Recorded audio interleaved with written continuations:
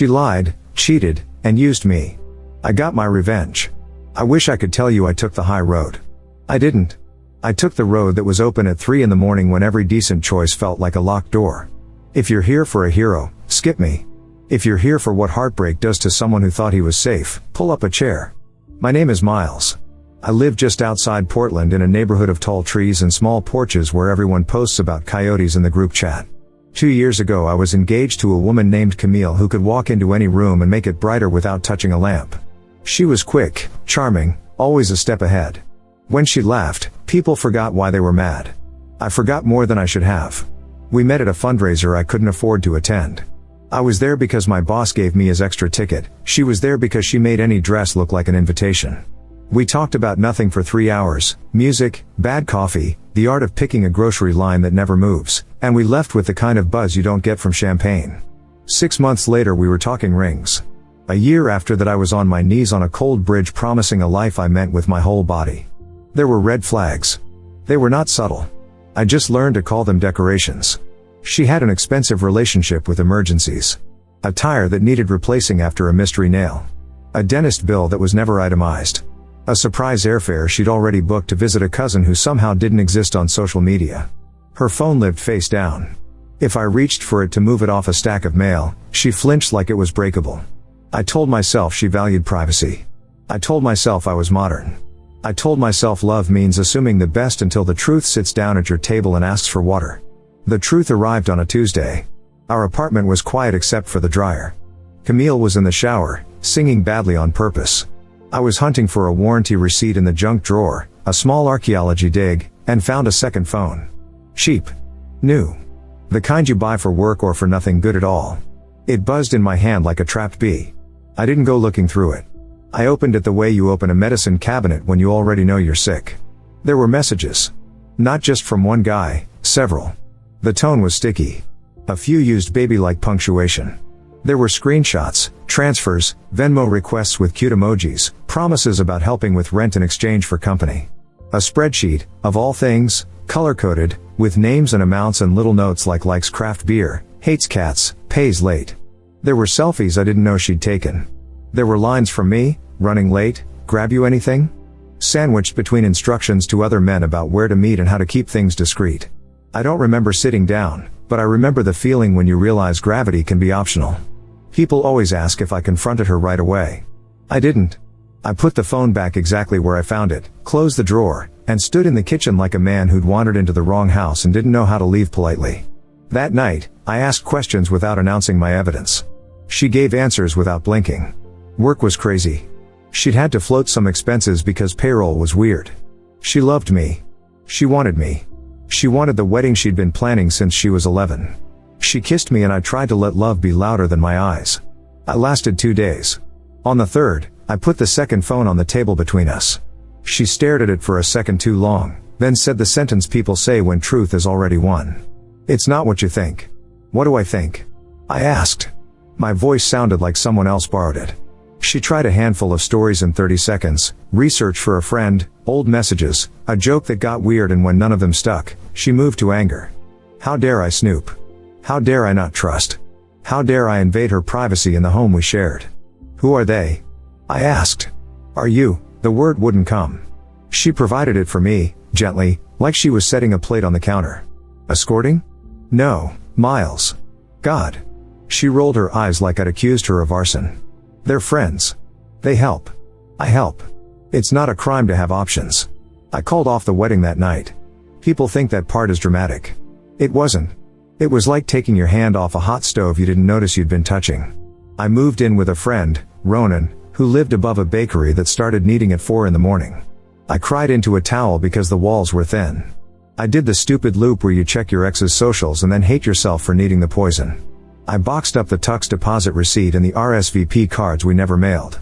I took my name off the venue contract and absorbed a cancellation fee that felt like paying for someone else's dinner. If you're waiting for the part where I move on gracefully, it doesn't come next. During week 2 of not sleeping, pain curdled. It turned into something with teeth. I told myself I wanted the truth to matter. I told myself I was protecting other people. I also told myself nothing, because telling the truth about why you want revenge means admitting your heart wants something ugly. I am not going to give a how-to. I will not be the guy on the internet turning anger into a tutorial. I'll tell you what I did and what it cost. First, I wrote to her employer. Not a rant. A letter. I explained that I had discovered several inconsistencies in Camille's resume, schools and certifications that didn't match public records. I attached nothing. I made no accusations beyond "this concerns me." HR has a way of investigating quietly when the right alarm rings. The next day, Camille was on leave while we review your file. She texted me a paragraph long enough to need oxygen. How could I? Didn't I care about her career? Who was I to ruin something she'd worked so hard for? I stared at the words until they stopped making shapes. Second, I made a call to a vendor I knew her office used. When you live with someone long enough, you learn their workplace vocabulary. I asked a straight question about a name on a check I'd seen lying around, a name that didn't match the vendor list Camille had once left open. "That's not us," the woman said. "We've had fraudulent invoices lately, we're auditing." I said I hope they found what they needed. I didn't add that the handwriting on the memo line looked familiar. Third, this is the worst thing I did, I forwarded an old private video to her grandmother. Not because the grandmother had harmed me. Not because anyone needed to see it. Because I wanted Camille's world to shrink to the size of her choices. I wanted her to feel watched the way I had felt. I wanted to hurt someone who had hurt me. The moment I hit send, bile climbed my throat. I turned my phone off for a day and sat on Ronan's floor and told him what I'd done. He stared at me like I'd cracked a tooth with my bare hands and said, quietly, "That wasn't justice." He was right. It was cruel. I can't unsend it. If you need me vilified, that's the paragraph you'll keep. There were other petty things. I tossed a bouquet of dried eucalyptus she loved into the dumpster behind our old building at midnight like I was removing a curse. I drove past the restaurant I knew she liked on Friday at 8 just to make myself feel something. I went to the storage unit we still shared to pick up the last box of dishes and left the cheap set behind on purpose because I wanted her to notice their absence and think about me every time a plate chipped. Revenge is small like that. It's theater for one. Then the big thing hit, and it didn't come from me. Her company's compliance team connected dots I had not drawn. The vendor was a shell. The invoices were fake. Somebody had been routing refunds to an account that didn't belong to the business. Somebody with access. An arrest followed for theft by deception.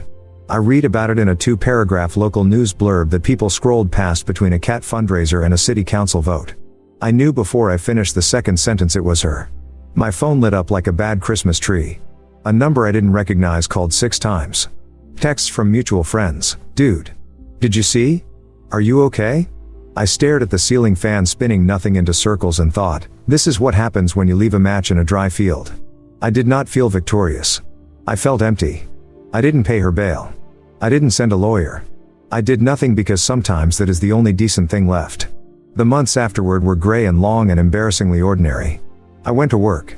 I sat in traffic behind a Subaru with a sticker about kindness and wanted to rear-end it just to argue with something.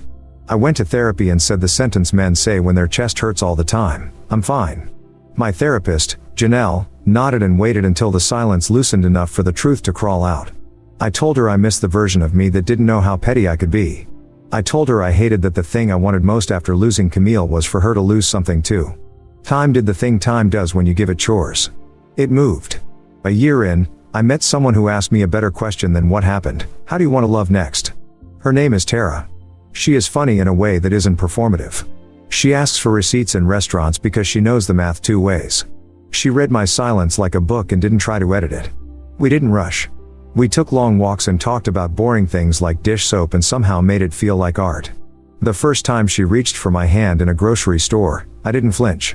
We got married at a county park with a rental permit that cost less than a tux. My father cried in a way that made other men look away politely. A month later we found out we were pregnant. When our daughter Noelle arrived, the world turned into 3 colors: sleep, coffee, and the exact shade of her eyes. People say a baby fixes you. She didn't. She made being broken less lonely. About 2 months after Noelle was born, I got a message on Facebook from a name I hadn't deleted because sometimes you want ghosts to have a doorbell. "Camille, congratulations on your baby. She's beautiful. I'm happy for you. I'm sorry for everything I did. I hope life is good." I stared at it for a long time. Tara walked into the room carrying Noelle like she was contraband, kissed my head, and asked, "You okay?" I told her the truth. She kissed me again and said, "You don't owe anyone a performance." I typed and erased and typed again. What I finally sent was not poetic. "Do not contact me again. We are not a story together." She hearted the message like a person stamping a document. Then she disappeared back into the place where old choices go to sleep. Here's what I know now that I didn't know when I was picking out flatware. Revenge is a quick drink that keeps you thirsty.